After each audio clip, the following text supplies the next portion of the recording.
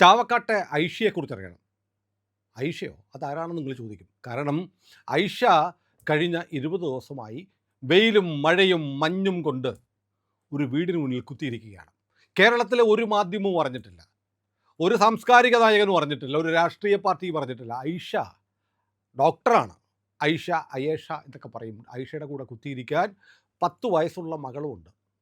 എന്തിനാണ് കുത്തിയിരിക്കുന്നത് അറിയാമോ? എവിടെയാണ് കുത്തിയിരിക്കുന്നത് അറിയാമോ?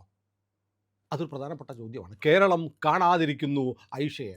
ഐഷയെക്കുറിച്ച് ഇന്ന് നബിദിനമാണ്. ഇസ്ലാമിലെ ഏറ്റവും പ്രധാനപ്പെട്ട ആൾ മുഹമ്മദ് നബിയാണ്. നബിയെ വല്ലതും പറഞ്ഞ ആളുടെ തല വെട്ടിക്കളയും. നബിദിനത്തിലും ഐഷ അവിടെ ഇരിപ്പുണ്ട്.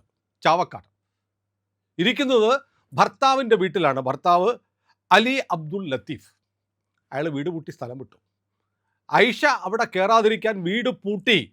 ആ വീട്ടിൽ ഐഷയുടെ 10 വയസ്സുള്ള മകളും താമസിക്കാതിരിക്കാൻ വൈദ്യുതി വിച്ഛേദിച്ചു, വെള്ളം മുറിച്ചു, വാട്ടർ കണക്ഷൻ വിച്ഛേദിച്ചു. എന്താ കാര്യം എന്നറിയാമോ? ഐഷയുടെ ഭർത്താവായ അബ്ദുൽ ലത്തീഫിന് ഐഷയെ കല്യാണം കഴിച്ചു കൊടുത്തത് ഏതാണ്ട് 10-16 വർഷങ്ങൾക്ക് മുമ്പാണ്. 100 പവൻ്റെ സ്വർണം കൊടുത്തു. 100 പവൻ്റെ സ്വർണം കൊടുത്ത് ലക്ഷക്കണക്കിന് രൂപ മെഹർ എന്ന് പറഞ്ഞാൽ ഭർത്താവ് ഭാര്യയ്ക്ക് കൊടുക്കുന്നതാണ് മുസ്ലിങ്ങളുടെ വിശ്വാസം അനുസരിച്ച്. പക്ഷേ അങ്ങനൊന്നുമല്ല, സ്ത്രീധനം വേറെ കൊടുക്കണം, മെഹർ എന്നൊക്കെ പറയും. ഐഷയുടെ ഭർത്താവിന് 100 പവൻ്റെ സ്വർണവും വേറെ പണവും ഒക്കെ കൊടുത്തിട്ടാണ് ഡോക്ടറായ ഐഷയെ അലി അബ്ദുൽ ലത്തീഫിന് കല്യാണം കഴിച്ചു കൊടുത്തത്. ഒരു മകളുമുണ്ട്. ഇപ്പോൾ അലി എന്നാണ് ആ കുട്ടിയുടെ പേര്. രണ്ടുപേരും വഴിയാധാരമായിപ്പോയി. എന്താ പറ്റിയെന്നറിയോ? ഐഷയുടെ ഭർത്താവ് അലി അബ്ദുൽ ലത്തീഫ് വേറൊരു കല്യാണം കഴിച്ചു. വേറെ കല്യാണം കഴിച്ചാൽ എന്താ കുഴപ്പം? ഇസ്ലാമിൽ 4 വരെ കെട്ടാം. പക്ഷേ ചിലരൊക്കെ പറയും അതൊക്കെ അങ്ങനെ നിയമമൊക്കെ ഉണ്ട്, പക്ഷേ ഞങ്ങളാരും അങ്ങനെ ചെയ്യാറില്ല എന്ന് പറയും. അങ്ങനെയൊന്നുമില്ല. അതുകൊണ്ടാണല്ലോ മുത്തലാഖ് പ്രകാരം കേരളത്തിൽ എത്ര പെൺകുട്ടികളെ മൊഴി ചൊല്ലിയിട്ടുണ്ട് എന്ന് കേരളത്തിലെ മൊത്തം കണക്കല്ല, മലപ്പുറത്തെ കണക്ക്. ഇന്ത്യയിലെ വിവിധ സംസ്ഥാനങ്ങളിൽ കണക്കെടുക്കുന്നതിൻ്റെ ഭാഗമായി ദേശീയ വനിതാ കമ്മീഷൻ്റെ നിർദ്ദേശപ്രകാരം മലപ്പുറത്ത് കണക്കെടുക്കാൻ വന്നപ്പോൾ സംസ്ഥാന സർക്കാർ ആദ്യം അനുമതി കൊടുത്തു, പിന്നെ കൊടുത്തില്ല. ഇവിടുത്തെ കണക്കൊന്നും എടുക്കണ്ട, കാരണം മലപ്പുറത്തെ കാര്യം എടുക്കാൻ പാടില്ലല്ലോ എന്ന് പറയുന്നത് പോലെയാണ്. ഞങ്ങൾ ഒന്നിലേറെ ഒന്നും കെട്ടാറില്ല എന്ന് പറയും, പക്ഷേ പലരുടെയും വീട്ടിൽ പൊണ്ടാട്ടിമാർ ഒന്നിലേറെ കാണും, ബേബിമാർ. പക്ഷേ ഐഷയുടെ പ്രശ്നമൊന്നുമില്ല. ഐഷ ഡോക്ടറാണ്. ഇത്രയേറെ പണം കൊടുത്ത് സ്ത്രീധനം കൊടുത്ത് കല്യാണം കഴിച്ചതാണ്. എന്നിട്ട് ഐഷയെ അറിയിക്കാതെ വേറെ കല്യാണം കഴിച്ചു. കോഴിക്കോട് എവിടെയോ പോയി ഭർത്താവ് ആ സ്ത്രീയുടെ കൂടെ താമസിക്കുകയാണ്. അപ്പോൾ ന്യായമായും ഐഷ പരാതി കൊടുത്തു. ഐഷ പോലീസ് സ്റ്റേഷനിൽ, ചാവക്കാട് പോലീസ് സ്റ്റേഷനിൽ MC നമ്പർ 45/2026 പ്രകാരം പരാതി കൊടുത്തു. പോലീസ് അന്വേഷിച്ച് വന്നു. പോലീസുകാർ വന്ന് പരിശോധിച്ചൊക്കെ പോയി, ഇയാളെ കണ്ടുപിടിക്കാമെന്നൊക്കെ പറഞ്ഞു. പക്ഷേ അവർക്കൊരു തടസ്സമുണ്ട്. കാരണം ഒരു ഇസ്ലാമിൽ വേറെ കല്യാണം കഴിക്കുന്നത് ക്രിമിനൽ കുറ്റമൊന്നുമല്ല. ഹിന്ദു ആണെങ്കിൽ ക്രിമിനൽ കുറ്റമാണ്. വിവാഹബന്ധം വേർപെടുത്താതെ വേറെ ഹിന്ദുക്കൾ കല്യാണം കഴിച്ചാൽ ക്രിമിനൽ കുറ്റമാണ്. അതവിടെ നിൽക്കട്ടെ. തൻ്റെ വീട്ടിൽ നിന്ന് പുറത്താക്കും, തന്നെ പീഡിപ്പിക്കുന്നു, ഗാർഹിക പീഡനം, അടിയും ഇടിയും ചവിട്ടും ഒക്കെ ഉണ്ട് എന്നൊക്കെ കാണിച്ച് ഐഷ ചാവക്കാട് പോലീസ് സ്റ്റേഷനിൽ പരാതി കൊടുത്തു. ചാവക്കാട് മജിസ്ട്രേറ്റ് കോടതിയിൽ ഹർജിയും കൊടുത്തു. എന്നിട്ട് പറഞ്ഞു, എന്നെ ഈ വീട്ടിൽ നിന്ന് പുറത്താക്കാൻ പോകുന്നു. ഭർത്താവിൻ്റെ വീട്ടിൽ നിന്ന് എന്നെ പുറത്താക്കാൻ പാടില്ല. എനിക്ക് ഭർത്താവിൻ്റെ വീട്ടിൽ താമസിക്കാൻ അവകാശമുണ്ട്. എൻ്റെ സ്വത്തുക്കൾ എൻ്റെ പക്കൽ നിന്ന് എൻ്റെ വീട്ടുകാർ കൊടുത്ത 100 പവൻ്റെ സ്വർണം തിരിച്ചു കിട്ടണം എന്നൊക്കെ ആവശ്യപ്പെട്ട് പരാതി കൊടുത്തപ്പോൾ ചാവക്കാട് മജിസ്ട്രേറ്റ് കോടതി ഉത്തരവിട്ടു, ഒരു കാരണവശാലും ഐഷയെ വീട്ടിൽ നിന്ന് പുറത്താക്കരുത്. കോടതി ഉത്തരവിന് എന്തുമില്ല, ഞങ്ങൾ മാനിക്കുക. ശരിയ നിയമമാണ്. ശരിയ കോടതികൾ ഇവിടെ ഉണ്ടായിരുന്നെങ്കിൽ ശരിയ കോടതിയുടെ വിധി പാലിച്ചേനെ. അതുകൊണ്ട് ശരിയ നിയമം പിന്തുടരുന്ന അലി അബ്ദുൽ ലത്തീഫിന് അത് പാലിക്കേണ്ടെന്ന കാര്യമില്ല. അതുകൊണ്ട് അലി അബ്ദുൽ ലത്തീഫ് വീടങ്ങ് പൂട്ടി. ഐഷ അവിടെ കയറാതിരിക്കാൻ കറണ്ടും വിച്ഛേദിച്ചു, വെള്ളവും വിച്ഛേദിച്ചു. പുത്തൻ ഭാര്യയുടെ കൂടെ അടിച്ച് പൊളിച്ച് കോഴിക്കോട് അവിടെ താമസിക്കുകയാണ്. ഐഷ അവിടെ 22 23 ദിവസമാകുന്നു. ഇപ്പോൾ ആ വീടിൻ്റെ മുറ്റത്ത് സത്യാഗ്രഹം ഇരിക്കുകയാണ്, മകളെയും കുട്ടി. കേരളത്തിലെ ഏതെങ്കിലും മാധ്യമങ്ങളിൽ വാർത്തയായോ? അതുകൊണ്ടാണ് പ്രിയപ്പെട്ടവരെ, നിങ്ങൾ ഐഷയെ അറിയണം എന്ന് ഞാൻ പറയുന്നത്. നാളെ നിങ്ങൾ ഓണം ഉണ്ണുകയാണ്. ഐഷ ഓണം ഉണ്ണത്തില്ല. അല്ല, ഓണം ഉണ്ണാൻ പാടില്ലല്ലോ. കാരണം ഇവിടെ ഓണം എന്ന് പറയുന്നത് അനിസ്ലാമികമാണ്, ഹറാമായതുകൊണ്ട് ആഘോഷിക്കാൻ പാടില്ല എന്നൊക്കെ പറയുന്ന ആളുകളുള്ളതുകൊണ്ട് ഐഷയുടെ ഓണാഘോഷം വേണ്ട. പക്ഷേ ഐഷ ഇരിക്കുന്ന സമരം ചെയ്തിരിക്കുന്ന ഭർത്താവിൻ്റെ വീടിൻ്റെ മുന്നിൽ ഐഷ കുത്തിയിരിക്കുന്നതിൽ അയൽവക്കക്കാർക്ക് ഇഷ്ടമല്ല എന്ന് പറയുന്നു. ചിലരൊക്കെ വന്ന് ഐഷയെ ചീത്ത വിളിക്കുന്നുണ്ട്. അതെ, ഇസ്ലാമിൽ ഒരു പുരുഷന് വേറൊരു സ്ത്രീയെ കല്യാണം കഴിക്കാൻ അവകാശമുണ്ട്. അതിനെ ചോദ്യം ചെയ്യാൻ ഭാര്യയായ നീ ആരായാണ് എന്നായിരിക്കും ഇവരുടെ ചോദ്യം. ഏതായാലും ഐഷയുടെ സമരം എന്തുകൊണ്ടാണ് പ്രിയപ്പെട്ടവരെ കേരളത്തിലെ മാധ്യമങ്ങൾ ചർച്ച ചെയ്യാത്തത്, വാർത്തയാക്കാത്തത് എന്ന് നമുക്കൊന്ന് ആലോചിക്കണം. അതിനു വേണ്ടിയിട്ടാണ് ഞാൻ ഈ വീഡിയോ ചെയ്യുന്നത്. നിങ്ങളെങ്കിലും അറിയണം, നമ്മളെങ്കിലും പറയണ്ടേ ഇങ്ങനെ ഒരു സ്ത്രീ സമരം ചെയ്യുന്നുണ്ട്, ഇതിനകത്ത് ഇപ്പോൾ എന്താ അത്ര വാർത്ത എന്ന് ചോദിക്കാം. അത് ഇന്ത്യ ലൈവിനും വടയാർ സുനിലിനും വേറെ വാർത്തയൊന്നും കിട്ടാത്തതുകൊണ്ട് ഈ ഐഷയുടെ കേസും പൊക്കിപ്പിടിച്ച് വന്നിരിക്കുന്നു എന്ന് പറയുന്നു. പക്ഷേ നേരെ തിരിച്ച് ഒരു ഹിന്ദുവോ ക്രിസ്ത്യാനിയോ ആണ് ഇങ്ങനെ ചെയ്യുന്നതെങ്കിൽ അതിനൊരു വാർത്താ പ്രാധാന്യമുണ്ട്. നോക്കൂ, നമ്മുടെ രാജ്യത്ത് കഴിഞ്ഞ ദിവസമാണ് രാഹുൽ ഗാന്ധി പറഞ്ഞ ഇന്ത്യയിലെ സ്ത്രീകളുടെ അവസ്ഥ വളരെ മോശമാണ്, വളരെ മോശമാണ്. സ്ത്രീകളെ മനുസ്മൃതി ഇങ്ങനെ ഉപദ്രവിക്കുകയാണ്. മനുസ്മൃതി കാരണം ഈ ഇന്ത്യയിലെ സ്ത്രീകൾക്ക് ജീവിക്കാൻ നിവർത്തിയില്ല. അതുകൊണ്ട് മനുസ്മൃതിയിൽ നിന്ന് മോചനം കിട്ടണം. ഇന്ത്യയിൽ ഏത് സർക്കാരാണ് സർ, ഏത് സംസ്ഥാനത്താണ്, ഏത് നാട്ടിലാണ് മനുസ്മൃതി കൊണ്ട് രാജ്യം ഭരിച്ചിരുന്നത്? മനുസ്മൃതി എന്ന് പറയുന്ന ഒരുപാട് സ്മൃതികളിൽ 18ഓളം സ്മൃതികളുണ്ട്. മനു, അത്രി, വിഷ്ണു, ഹരിത, യജ്ഞവൽക്യ, ശേനസ്, അങ്കിരസ്, യമ എന്നൊക്കെ പറഞ്ഞ് സ്മൃതികൾ 10-18 ഉണ്ട്. അതിലൊരു സ്മൃതി മാത്രമാണ്. ഇത് എഴുതപ്പെട്ട പുസ്തകം പോലും ആയിരുന്നില്ല. അത് വെച്ച് ആരും ആരെയും ഭരിച്ചിരുന്നില്ല. വേദകാലത്ത് തന്നെ സ്ത്രീകൾക്ക് ഉന്നതമായ പദവി നമ്മുടെ രാജ്യത്തുണ്ടായിരുന്നു. ഗാർഗി കേട്ടിട്ടുണ്ടോ? മൈത്രേയി, ലോപമുദ്ര, അപാല, ഇങ്ങനെയൊക്കെ വലിയ വലിയ പദവികൾ അലങ്കരിച്ച വേദപണ്ഡിതകളായിരുന്ന ഋഷികമാരായിരുന്ന സ്ത്രീകൾ നമ്മുടെ രാജ്യത്തുണ്ടായിരുന്നു.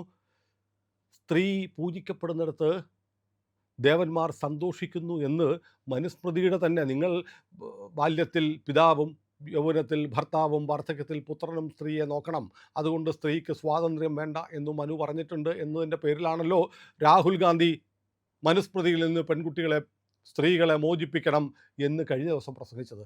മനുസ്മൃതിയെക്കുറിച്ച് ഈ പൊട്ടം പപ്പുവിന് ഒന്നും അറിയില്ല. കാരണം മനുസ്മൃതിയിലെ ഏറ്റവും പ്രധാനപ്പെട്ട ഒരു ഭാഗമാണ് ഞാൻ പറഞ്ഞത്. സ്ത്രീകൾ പൂജിക്കുന്നിടത്ത് ദേവന്മാർ സന്തോഷിക്കുന്നു എന്ന് പറയുന്ന മനുസ്മൃതി 3, 55, 56. യത്ര നാര്യസ്തു പൂജ്യന്തേ രമന്തേ തത്ര ദേവത. സ്ത്രീകൾ എവിടെ പൂജിക്കപ്പെടുന്നോ അവിടെ ദേവന്മാർ സന്തോഷിക്കുന്നു. യത്രൈസ്താസ്തു ന പൂജ്യന്തേ സർവാസ്തത്ര ഫലാക്രിയ. സ്ത്രീകളെ അനാദരിക്കുന്നിടത്ത് ഒരു ഫലവും ഉണ്ടാവില്ല. ഇത് മനുസ്മൃതി പറഞ്ഞതാണ്. രാഹുൽ ഗാന്ധി മറ്റത് മാത്രമേ കേട്ടിട്ടുള്ളൂ, സെലക്റ്റീവാണ്. ഇപ്പം മനുസ്മൃതിയുടെ കാര്യങ്ങളൊന്നും പറഞ്ഞു പോകേണ്ട കാര്യം ഉണ്ടോ എന്ന് എനിക്കറിയില്ല. പക്ഷേ ഈ ഹിന്ദു മതവുമായി ബന്ധപ്പെട്ട് ഏറ്റവും കൂടുതൽ പ്രചരിപ്പിക്കപ്പെടുന്ന ഒരു കള്ളമാണ് മനുസ്മൃതിയെക്കുറിച്ചുള്ളത്. മനുസ്മൃതി സത്യത്തിൽ സ്വീകരിക്കപ്പെട്ടതിനേക്കാൾ കൂടുതൽ, ഏറ്റവും കൂടുതൽ നമ്മുടെ രാജ്യത്ത് സ്വീകരിക്കപ്പെട്ടിരുന്ന ഹിന്ദു സംസ്കാരത്തിൻ്റെ ഭാഗമായി സ്വീകരിക്കപ്പെട്ടിരുന്നത് നേരത്തെ ഞാൻ പറഞ്ഞ പോലെ യാജ്ഞവൽക്യ സ്മൃതിയൊക്കെയാണ്. കർശനമായി പാലിക്കുന്ന ഒന്നല്ല, അതൊരു ധർമ്മശാസ്ത്രമാണ്. ആധുനിക നിയമസംഹിത പോലെയോ ശരീഅത്ത് പോലെയോ നടപ്പാക്കിയ ഒരു നിയമമായിരുന്നില്ല മനുസ്മൃതി. ഈ മനുസ്മൃതിയെക്കുറിച്ച് നമ്മുടെ ഇലോൺ മസ്കിൻ്റെ AI ഉണ്ടല്ലോ, ആർട്ടിഫിഷ്യൽ ഇൻ്റലിജൻസ്, അതിൽ പറയുന്ന കാര്യം ഞാനൊന്ന് വായിക്കാം. ഇത് അല്ലെങ്കിൽ സംഘിയായ വടയാർ സുനിലും ഇന്ത്യ സുനിലും ഉണ്ടാക്കിയതാണ്. ഇന്ത്യ സുനിലല്ലോ, സംഘിയായ വടയാർ സുനിലും ഇന്ത്യ ലൈവും ഉണ്ടാക്കിയതാണെന്ന് നിങ്ങൾ പറയാതിരിക്കാൻ സായിപ്പിൻ്റെ, അമേരിക്കൻ സായിപ്പിൻ്റെ എക്സിൻ്റെ AI ആയ ഗ്രോക്കിൽ പറയുന്നു, സ്മൃതി എന്നത് ഓർമ്മിക്കപ്പെട്ടത് എന്നാണ്. ശ്രുതി വേദത്തോട് ബന്ധപ്പെട്ട് രചിക്കപ്പെട്ട നിയമ ആചാര ഗ്രന്ഥങ്ങളാണ്. ചോദ്യം: മനുസ്മൃതി പുരാതന ഭാരതത്തിൽ കർശനമായി പാലിച്ചിരുന്ന നിയമമായിരുന്നു? അല്ല, അതൊരു ധർമ്മശാസ്ത്രമായിരുന്നു. എങ്ങനെ ജീവിക്കണം, ധർമ്മം എന്താണെന്ന് പറയുന്ന നോർമേറ്റീവ് ഗ്രന്ഥം. ആധുനിക നിയമസംഹിതയോ ശരീഅത്ത് പോലെയോ ഒരേപോലെ നടപ്പാക്കിയ ഒറ്റ നിയമഗ്രന്ഥമല്ല. യഥാർത്ഥ ജീവിതത്തിൽ ദേശാചാരം, കുലാചാരം, രാജാവിൻ്റെ തീരുമാനം, മറ്റു സ്മൃതികൾ, ഭൂരിഭാഗം ഇന്ത്യയിലും യാജ്ഞവൽക്യ സ്മൃതിയും അതിൻ്റെ മിതാക്ഷര വ്യാഖ്യാനവും കൂടുതൽ പ്രബലമായിരുന്നു. പല നിയമങ്ങളും ബ്രാഹ്മണർ പോലും, മനുസ്മൃതിയിലെ പല നിയമങ്ങളും ബ്രാഹ്മണർ പോലും കർശനമായി പാലിച്ചില്ല. ബ്രിട്ടീഷ് കാലത്ത് ആംഗ്ലോ ഹിന്ദു നിയമത്തിൽ തിരഞ്ഞെടുത്തുപയോഗിച്ചു. ഇന്ന് ഇന്ത്യൻ നിയമത്തിൽ ഇതിന് നിയമപരമായ പിൻബലമില്ല. വേദകാലത്ത് സ്ത്രീകൾക്ക് ഉപനയനം, വേദപഠനം, യാഗം ചെയ്യൽ എന്നിവ ഉണ്ടായിരുന്നു. ഋഷികകൾ, ബ്രഹ്മവാദിനികൾ എന്ന് വിളിക്കപ്പെട്ടവർ ഋഗ്വേദ ഋചകൾ രചിച്ചു. പ്രധാനപ്പെട്ടവർ: ഗാർഗി ജനകന്റെ സഭയിൽ യാജ്ഞവൽക്യയോട് ബ്രഹ്മത്തെക്കുറിച്ച് നേരിട്ടു തർക്കിച്ചു. മൈത്രേയി യാജ്ഞവൽക്യരുടെ ഭാര്യ, ധനത്തിന് പകരം അമൃതത്വം നേടി. ലോപാമുദ്ര അഗസ്ത്യൻ്റെ ഭാര്യ, ഋഗ്വേദ ഋചകകൾ. ഘോഷ, അപാല, വിശ്വവാര, രോമശ, മൃഗാംബ്രിണി തുടങ്ങി ഏതാണ്ട് 20-30 ഋഷികകൾ, അതായത് വേദകാലത്ത് ഋഷിമാരെ പോലെ അറിയപ്പെടുന്ന, പരാമർശിക്കപ്പെടുന്ന 20-30 ഋഷികകൾ ഭാരതത്തിലുണ്ടായിരുന്നു. മനുസ്മൃതിയായിരുന്നു അക്കാലത്തുണ്ടായിരുന്നത്. പിന്നീടുള്ള കാലങ്ങളിൽ സാതവാഹന രാജ്ഞി നാഗനിക, വാകാടക രാജ്ഞി പ്രഭാവതി ഗുപ്ത, കാശ്മീരിലെ ദ്വിദ്വ, പിന്നീട് രസിയ സുൽത്താന, അഹല്യാബായി ഹോൾക്കർ, ചാന്ദ് ബീബി തുടങ്ങിയവർ ഭരണത്തിലും വിദ്യാഭ്യാസത്തിലും ഭാരതത്തിൽ പ്രമുഖരായിരുന്നു. മനുസ്മൃതി ഉണ്ടായിരുന്നപ്പോൾ സ്ത്രീകൾക്ക് വിലക്കുണ്ടായിരുന്ന കാലത്തെ കാര്യമാണ് ഗ്രോക്ക് പറയുന്നത്. ഇനി മനുസ്മൃതിയും ഖുറാനെയും കുറിച്ച് ഒന്ന് താരതമ്യം ചെയ്യാം. ഖുറാനിലെ 4:34 പുരുഷന്മാർ സ്ത്രീകളുടെ മുകളിലാണ്. സ്ത്രീകളെക്കാൾ ഉയർന്ന പദവിയാണ് പുരുഷന്മാർക്ക്. സ്ത്രീകൾക്ക് നുഷൂസ്, വിധേയത്വമില്ലായ്മ ഉണ്ടായാൽ ഉപദേശിക്കുക, കിടക്ക വേർപ്പെടുത്തുക, അതായത് കൂടെ കിടക്കാൻ സമ്മതിക്കരുത്, അടിക്കുക, ഇതൊക്കെ ചെയ്യാമെന്ന് ഖുറാനിൽ 4:3 പറയുന്നു. പിന്നെ അനന്തരാവകാശം, സ്വത്തിൻ്റെ കാര്യത്തിൽ, സാമ്പത്തിക ഇടപാടുകളിൽ സാക്ഷ്യം 2 സ്ത്രീ എന്ന് പറഞ്ഞാലേ ഒരു പുരുഷനാവത്തുള്ളൂ. സ്ത്രീയും പുരുഷനും തുല്യരല്ല. നീതി പാലിക്കാൻ കഴിയുമെങ്കിൽ 2, 3, 4 ഭാര്യമാർ വരെ ആകാം. നീതി പാലിക്കാൻ കഴിയുമെങ്കിൽ. നീതി പാലിക്കാൻ കഴിഞ്ഞില്ല, അതുകൊണ്ടാണല്ലോ ഇവിടെ ഐഷ ഇപ്പോൾ കുത്തിയിരിക്കേണ്ടി വരുന്നത്. സ്ത്രീകൾക്ക് ഖുറാൻ 2:228 സ്ത്രീകൾക്ക് സമാന അവകാശങ്ങൾ ഉണ്ടെങ്കിലും പുരുഷന്മാർക്ക് ആണ് അത് കൂടുതൽ. പിന്നെ ഏറ്റവും പ്രധാനപ്പെട്ടത് നിങ്ങൾ ഒരുപാട് കേട്ടിട്ടുള്ളതാണ്, ഇനി പറയാൻ പോകുന്നത്. ഖുറാനിലെ 2:223 ഭാര്യമാർ നിങ്ങളുടെ കൃഷിയിടമാണ് എന്ന് പറഞ്ഞാൽ നിങ്ങളുടെ വയലാണ്, നിങ്ങൾ വിളവെടുത്തോണം. ഇനി ബൈബിളും നോക്കാം. ഉൽപ്പത്തി പുസ്തകം 3:16 നിന്റെ ആഗ്രഹം ഭർത്താവിനോടായിരിക്കും, അവൻ നിന്നെ ഭരിക്കും. അതായത് ഭാര്യയെ ഭരിക്കേണ്ട ആളാണ് ഭർത്താവെന്ന് ബൈബിൾ പറയുന്നുണ്ട്. എഫെസ്യർ 5:22-24 ഭാര്യമാരെ നിങ്ങളുടെ ഭർത്താക്കന്മാർക്ക് കർത്താവിനോടെന്ന പോലെ കീഴടങ്ങുവിൻ. ഭർത്താവ് ഭാര്യയുടെ തലയാണ്, ക്രിസ്തു സഭയുടെ തലയായിരിക്കുന്നത് പോലെ നിങ്ങളുടെ തല ഭർത്താവാണ്.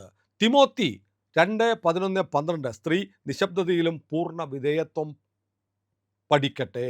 ഒരു സ്ത്രീയെ പുരുഷനെ പഠിപ്പിക്കാനോ അവൻ്റെ മേൽ അധികാരം പ്രയോഗിക്കാനോ ഞാൻ അനുവദിക്കുന്നില്ല. അവൾ നിശബ്ദയായിരിക്കണം. ഒരു സ്ത്രീയും പുരുഷനെ ഒന്നും പഠിപ്പിക്കാനും പറ്റില്ല.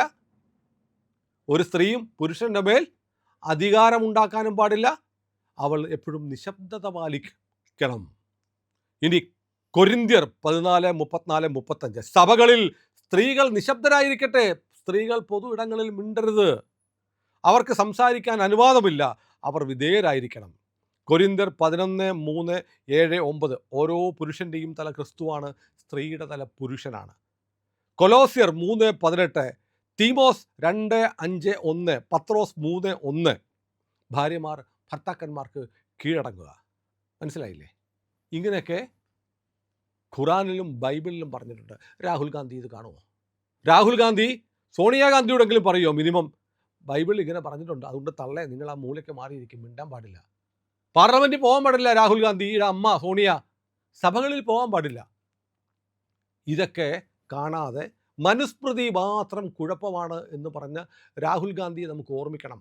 കാരണം രാഹുൽ ഗാന്ധി ആയിഷയെ കാണത്തില്ല, കേരളത്തിലെ മാധ്യമങ്ങളും കാണത്തില്ല. മനുസ്മൃതി വലിയ കുഴപ്പമാണ് എന്ന് രാഹുൽ ഗാന്ധി പറഞ്ഞത് വലിയ വാർത്തയാക്കിയ മാധ്യമങ്ങളുടെ ഈ നാട്ടിലാണ് ചാവക്കാട്ടെ ഐഷ ഈ തിരുവോണ നാളിലും കുത്തിയിരിക്കുന്നത്.